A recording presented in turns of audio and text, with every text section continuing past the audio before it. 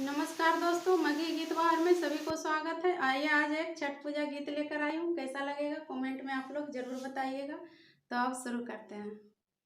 के होला में बसा के